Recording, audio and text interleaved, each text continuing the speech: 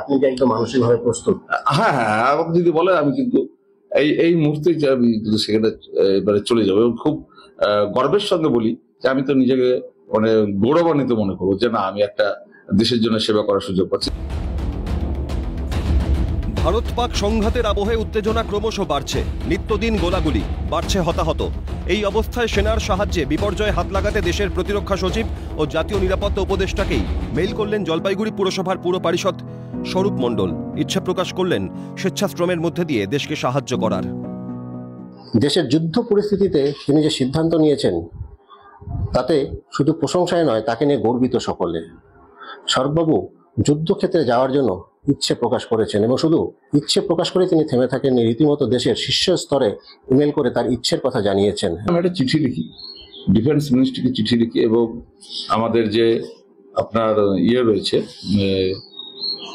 National security adviser রয়েছেন, তাকেও আমরা আমি সেখানে চিঠি লিখে জানাই, ইমেল, এবং সেখানে আমার যে ইচ্ছেটা, যে উইলিংনেস, সেটা ব্যক্ত করি।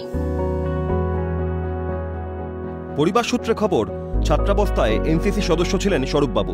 প্রশিক্ষণ রয়েছে বিপর্যয় মোকাবিলার। ভূমিকম্প থেকে বন্যা, যে কোনো ধরনের বিপর্যয় নামলেই তার ডাক পড়ে।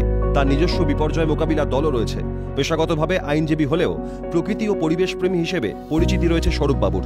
প্রকৃতির অপরূপ সৌন্দর্যের মাঝে বসে মাউথ অর্গানের সুরের মূর্ছনায় ভরিয়ে দেন তিনি।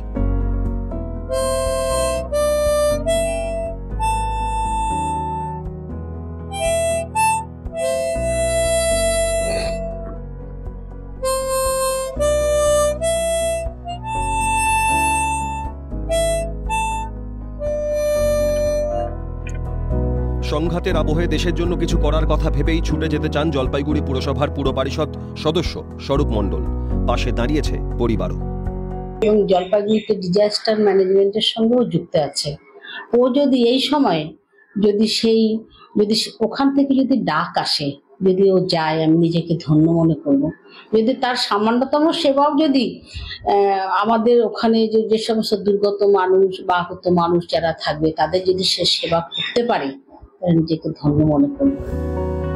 দেশের জন্য কিছু করার প্রবল ইচ্ছা স্বরূপ মণ্ডলের। শেষ পর্যন্ত কি ডাক পাবেন?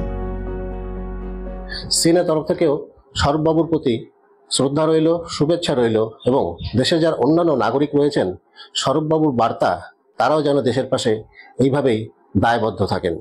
জলপাইগুড়ি থেকে দিদাস পাল, ক্যালকাটা নিউজ।